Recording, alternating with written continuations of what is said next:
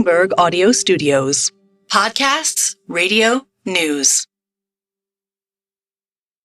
Brad, what's going on with the yen? Well, there's been a bit of an intervention. The intervention took it from roughly 160 to 152, and now it is drifting back up towards, it's like around 155. Broadly, the yen is just really, really, really, really weak. Obviously, that's because Japanese interest rates are very low relative to U.S. and European rates. And the yen reached a level where the Japanese Ministry of Finance, which has Japan's reserves, started selling dollars, buying yen to try to limit how weak it can become. Joe, I gotta say, I hate currencies. They are my most hated asset class. I love currencies. Because everything's relative. So it's like the yen is down, but is it dollar strength or is it yen weakness? It sounds like, from what Brad just said, it's more yen weakness. But I'm sure there's someone out there who will argue that it's actually the dollar. I did a deadlift. 1, 2, 3. Hegemony. Okay, good. Oh. What two? Hegemony. Barges. This is an after-school special, except I've decided I'm going to base my entire personality going forward on campaigning for a strategic pork reserve in the U.S. Where's the best squid ink pasta? These are the important questions. Is it robots taking over the world? No, I think that in a couple of years, the AI will do a really good job of making the Odd Lots podcast. And people will say, I don't really need to listen to Joe and Tracy anymore. We do have Cha-ching. The perfect guest. Welcome to Lots More, where we catch up with friends about what's going on right now. Because even when Odd Lots is over, there's always lots more. And we really do have the perfect guest. You know, we had our friend Hugh Hendry on the show just this week, and he was all telling this dollar story. But, is there something wrong with Japan? Should we be scared, or is this just a natural repricing due to the interest rate differential? I mean, I don't think there's anything structurally or fundamentally wrong with Japan. I mean, Japan obviously has had difficulty generating sustained inflation over time, and the Bank of Japan is determined to try to get inflation up this time. And so the Bank of Japan has been running a monetary policy that's a bit at odds with the policy of the Fed and the ECB. I mean, clearly this is a case of yen weakness because you can look at the yen versus the dollar or the yen versus the euro, and either way it is weak. But it has reached a level of kind of extreme weakness. In real terms, the yen is back to its levels of the early 1970s. And so, if you think of Japan's economy in the early 1970s, that is before Japan's electronics industry took on the world, before Toyota's export wave and the globalization of Japanese automakers. It's returned Japan to a level of purchasing power that does seem a bit at odds with the underlying strength of its economy. But that's, I guess, the debate is whether that's a natural consequence of interest rate differentials, which are large. And now there's less of an expectation that the Fed's going to cut, so the interest rate differential will persist, or whether the yen has overshot a little bit. It's reached such an extreme level of weakness that it is divorced even from an interest rate differential that supports a weak yen. So we're speaking to Brad Setzer, Senior Fellow at the Council on Foreign Relations, and someone we like to talk to connect a lot of different things that are going on in the world. And I'm just going to ask one more question on the yen, and maybe it's sort of rephrasing Joe's question about should we be worried. But we have seen all the talk about yen intervention recently. And since that supposed intervention, it looks like the yen is weakening again. Is that something to worry about? I guess it depends on what you mean by worry. If you're the Ministry of Finance, you would rather that the yen sort of just stay in a range of 150 to 154. So if you're the Ministry of Finance, I think you are worried because the yen is drifting back towards 160 or drifting back towards levels where you'd be expected to intervene again. The goal of intervention, some people argue the goal of intervention is to change the direction. Go from yen weakness to yen strength. I think that's an unrealistic goal, and I don't think that is Japan's goal. I think the goal of the Ministry of Finance is to set a floor under how weak the yen is.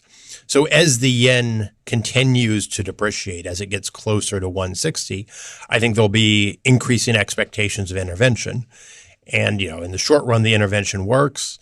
And I think the longer one, it works in the sense that it will move the market back towards 150. And then it becomes a question of whether the Ministry of Finance has to continuously intervene, in which case eventually you will have a question about whether it's running out of firepower or whether the Bank of Japan needs, if it's really worried, needs to join the Ministry of Finance and adjust short-term rates in Japan as well. Tracy, can I say something that has always bothered me? And I don't mean, Brad, don't listen to this part because I'm going to question something that a professional economists say all the time. But I'm always confused and, they didn't have enough inflation. They can't generate, like we have inflation now in the US. It doesn't seem that great. Meanwhile, Japan doesn't have much inflation. I don't know. It doesn't seem that bad to me. Like maybe just don't worry about making inflation higher. It doesn't seem that good. I do want to hear Brad respond to this. Look, I actually think it's a real debate in Japan. Okay.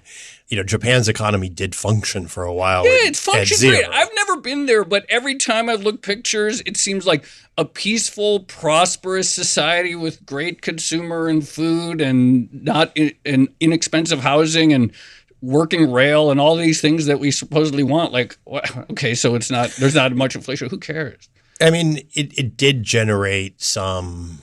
It was perceived to generate some significant problems. Zero inflation and zero interest rates doesn't leave much scope for monetary policy to respond to downturns. And then it makes wage adjustments more difficult. If some sector needs a reduced real wage, you have to accept weaker nominal wages. And that's just hard. And people don't like seeing the dollar or yen value of their paycheck fall.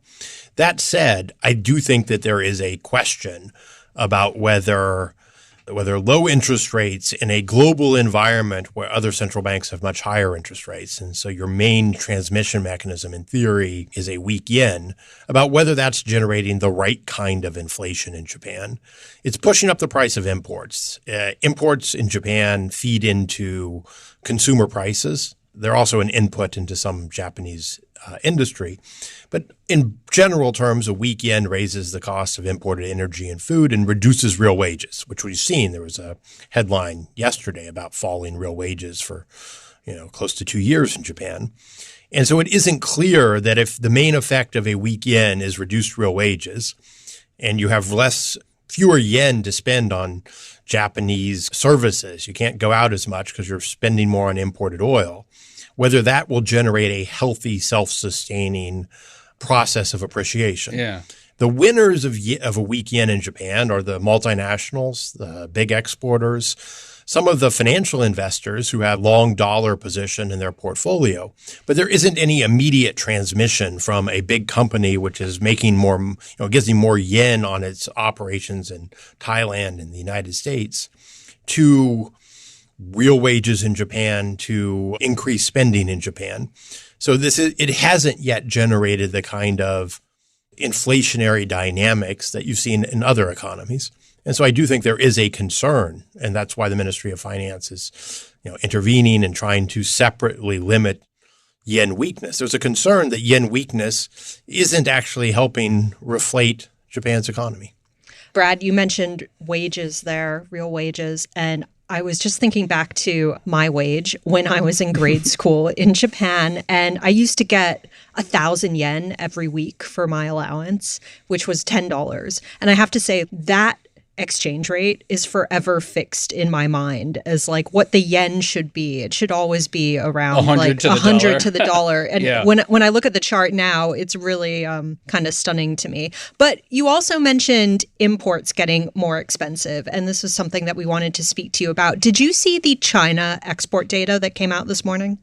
I did, yeah. So exports going up more than expected. I think it was like a 1.5% increase in dollar terms versus a forecast for 1.3%.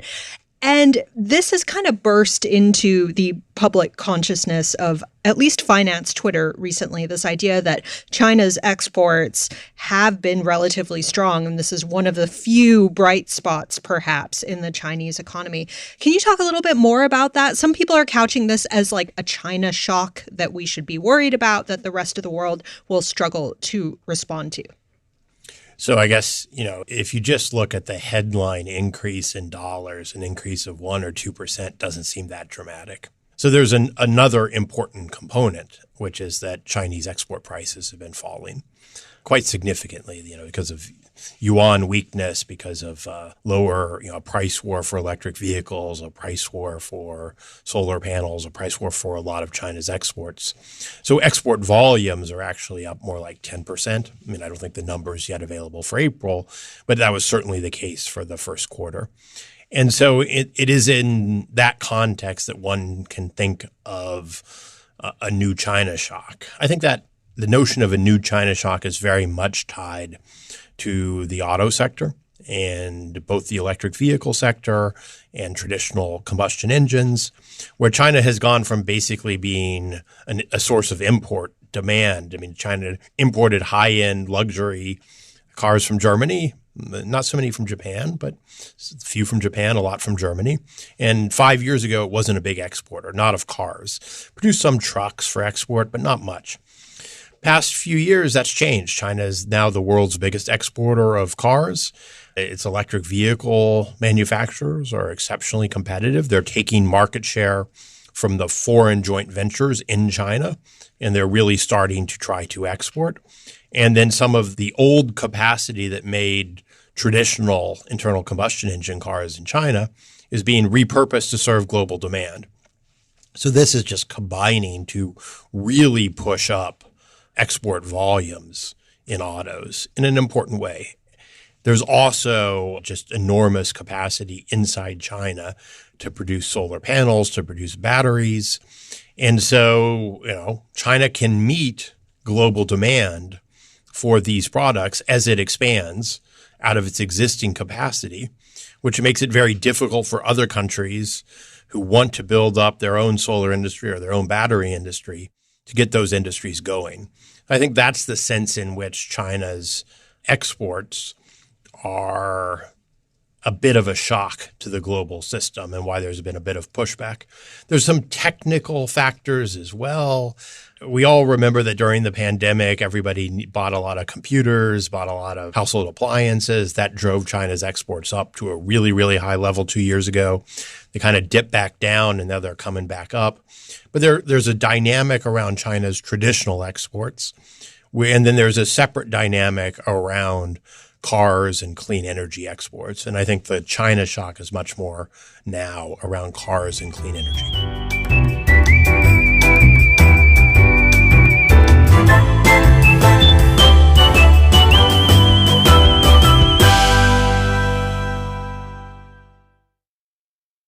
I remember in the post-2010 environment, and there was a lot of talk about, currency wars and this idea, everyone doing this beggar thy neighbor policy of trying to have their currency weaker so that they could sell more. Is that still a dynamic? Because the yen can keep falling, but it doesn't mean they're going to have a national BYD. In fact, Toyota isn't even really that into EVs, as far as I can tell. Or the Malaysian ringgit is pretty weak, but they don't have a BYD either.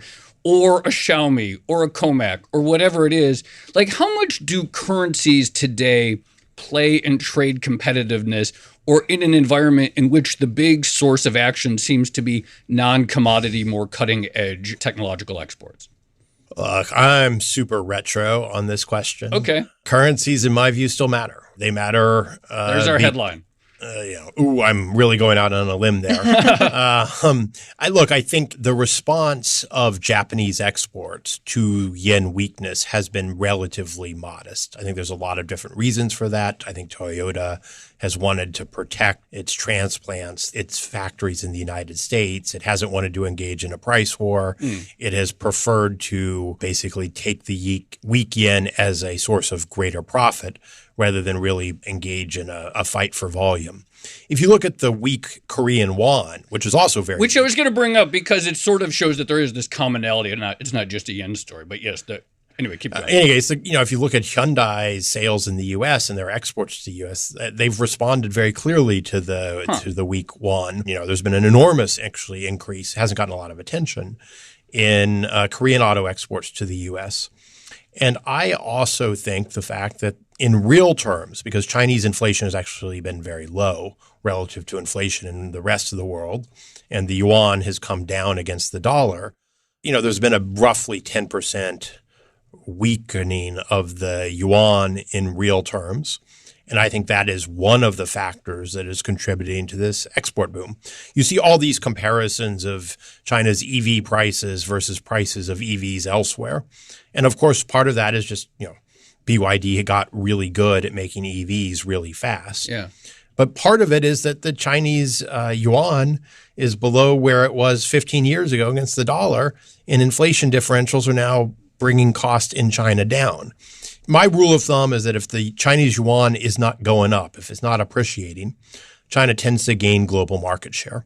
And I think that is a general rule that's held over time, and I think it's asserting itself now.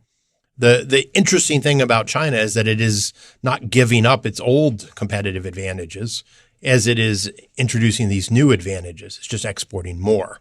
And I think that is in part a function of the weak yuan. So there's been some weirdness. Certainly a lot of relationships broke down during the pandemic. But my baseline thesis is that you're going to see a reassertion of the traditional, well-established relationship between currency values and export volumes pretty clearly over the next couple of years. Wait, this is my chance to ask you about Chinese excavators. Can't talk. And what they maybe say about what's driving the export boom and the debate between, interest rate differentials and maybe currency contributions versus excess capacity. Because that's the other thing that people are talking a lot about, this idea that, there's so much excess capacity in the Chinese economy. If you can't sell into your domestic market, then you're going to try to sell more outside of it. Look, the reality is those factors tend to go together. If you've got weakness in your domestic market, you're going to have low interest rates and a weak currency as a general rule. And that exchange rate signal helps you take products that previously were produced for your own market and sell them to the rest of the world. They're not mutually exclusive explanations. A weak currency helps you take excess capacity and sell it globally. There's two different things that have happened with excavators, which are like the big construction equipment with like a backhoe that helps you dig out the foundation of a new building or help build a road. They're like the base construction equipment. In the U.S., it'd be like the thing Caterpillar makes. Yeah. It's the thing that every guy I've ever met always dreams of operating. Because they're cool. Exactly. By the way, wait. So on this point, sorry to intervene, but on this point, Tracy, I'm going to Las Vegas next week to see Dead and Co. with a few friends at the Sphere. And we're looking at a few of the things that we can do.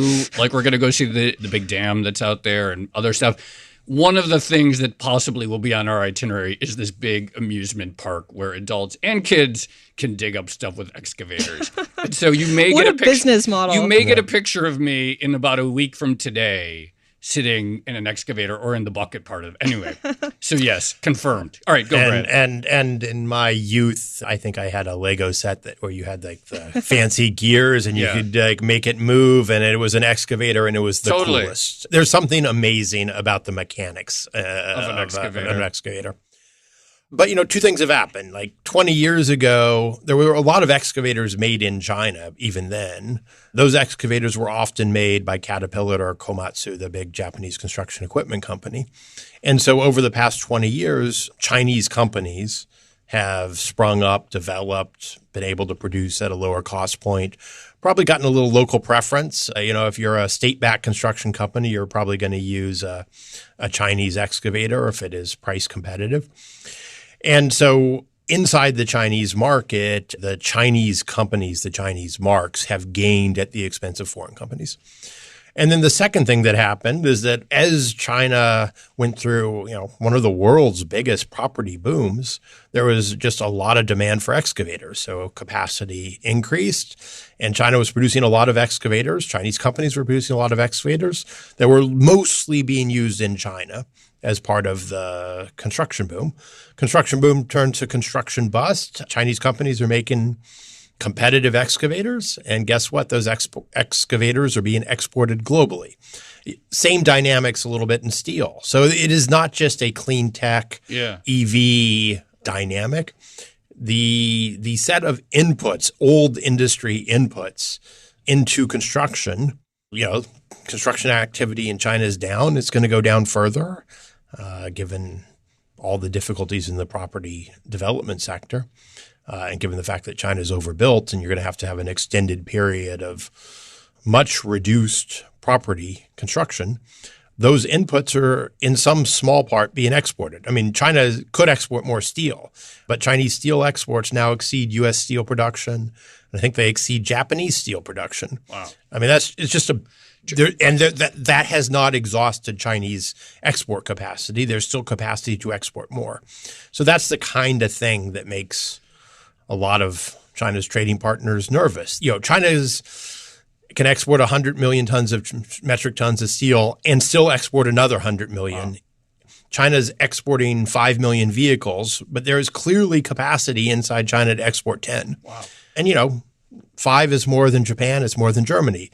10 would be record breaking. So it's that forward-looking concern is very real. Tracy, two things. I'm on Alibaba.com right now, and there's apparently excavators you can buy for $2,000 from China. I don't understand how that has to be a mini. Yeah, but they look like something. But then the other thing is, Tracy, I just had this light bulb moment where when the internet bubble happened in the U.S., everyone was like, well, yeah, but there were some good spillovers because we got all this unused fiber optics, and it laid the groundwork for the next 20 years. Mm-hmm. China real estate bubble, creating this incredible unused capacity of excavator and know-how to make excavators for the rest of the world. So there you go. Okay. Brad, the other thing we wanted to ask you about, we could just turn this into an excavator episode. Well, we got to get that guy on TikTok who sells the Chinese excavators in LA out sometime. Okay. That would be fun. Yeah. Brad, the other thing we wanted to ask you, and this kind of ties into the discussion it very much ties into the discussion around China's export boom. You just published a paper at the French Institute of International Relations called Power and Financial Interdependence. And you're sort of tackling this idea of the China and U.S. financial systems being intertwined. So China buys a lot of U.S. treasuries because it has to, basically, because it's exporting a lot to the U.S. But you make the point that there's a difference between financial intertwining or interdependence versus the sort of real economy interdependence. Could you talk a little bit more about that? Well, I mean, I think the paper has an ambitious title, so hopefully people will read it as a paper with some ambition, even if the conclusions are nuanced. I guess I make a number of different observations about the link between financial interdependence and real economic interdependence. One is the one you made, that if there is an enormous trade imbalance, by definition, there has to be offsetting financing and there will be a financial imbalance, even if that imbalance is a bit hidden and even if it is hard to trace.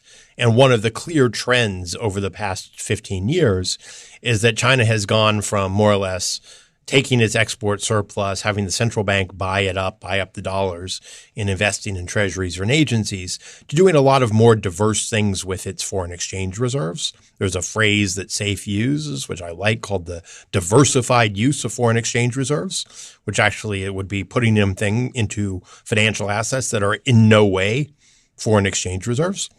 And then because of low interest rates right now, the accumulation of financial assets on the Chinese side has moved to the exporters, to the private side of China's economy. And so it doesn't show up as this huge sustained bid for treasuries. So that's kind of one theme. The other theme is, hey, if you're thinking about the exercise of power, there are conditions when you really need financial assets. If you have a an overvalued currency and you want to defend that currency, you don't want the currency to weaken, or if you have foreign currency denominated debts that you really want to pay, you need financial assets, and losing access to financial assets can be a very powerful sanction. But China, by and large, doesn't need access to its legacy financial assets to do much of anything right now. It's got this big ongoing trade surplus. It doesn't have much foreign currency external debt. Obviously, it does help with respect to intervention. But if at the end of the day, the worst outcome that for China from losing access to your foreign exchange reserves is a weak Chinese yuan, that's probably something China can manage, actually. Conversely, those countries that are selling financial assets to China, they're receiving real goods and services, mostly goods. And if you lose access to real goods in a crisis, in certain contexts, that can be quite devastating. You lose access to imported components, and then the rest of your production process can't continue until you find an alternative source. And for some products, there is no alternative source that's also not Chinese. So I think you have to worry a little bit in a world where, so-called interdependence has been weaponized, and the U.S. has weaponized interdependence. Chip export controls are the classic example. Financial sanctions are the other. China has weaponized interdependence, economic coercion, not buying commodities, or at least some commodities, from countries where it don't say nice things about China, famously with Australia, or squeezing Korean automakers after Korea agreed to the deployment of a powerful U.S. radar in Korea, or losing access to Chinese tourists because the Chinese State Tourism Bureau doesn't sell package holidays to your country if you're rude and mean to the Chinese people. So, there are various ways in which interdependence can be weaponized. And some of those involve limits on the use of your foreign assets, financial sanctions. And some of those involve restrictions on the real flow of goods. And I think in the most extreme scenarios, the restrictions on the real flow of goods may be more significant for the Sino-American leverage than financial. Right. That's basically my takeaway here, that if the U.S. did to China at some point in the future what it did to Russia, which I'm not even sure that was that effective against Russia, but against China, it wouldn't have a big impact necessarily. But if the China conversely did the opposite, it would have a big impact on us. So it seems like a bad situation for the U.S.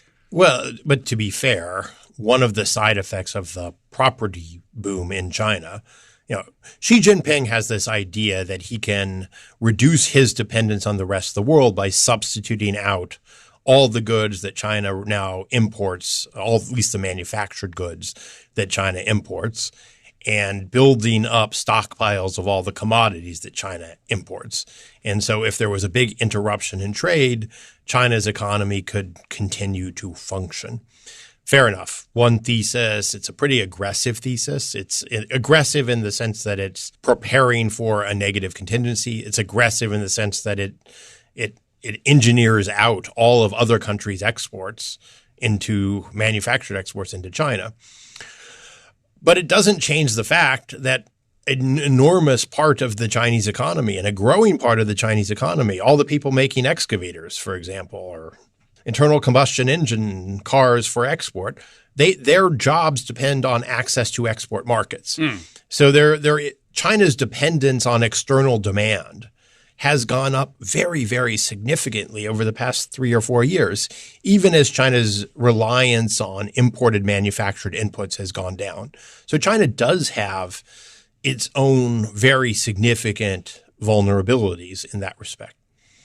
We're back to excavators as the prism through which to understand China's economy. Lots More is produced by Carmen Rodriguez and Dashiell Bennett with help from Moses Ondom and Cale Brooks. Our sound engineer is Blake Maples. Sage Bauman is the head of Bloomberg Podcasts. Please rate, review, and subscribe to Odd Lots and Lots More on your favorite podcast platforms. And remember that Bloomberg subscribers can listen to all of our podcasts ad-free by connecting through Apple Podcasts. Thanks for listening.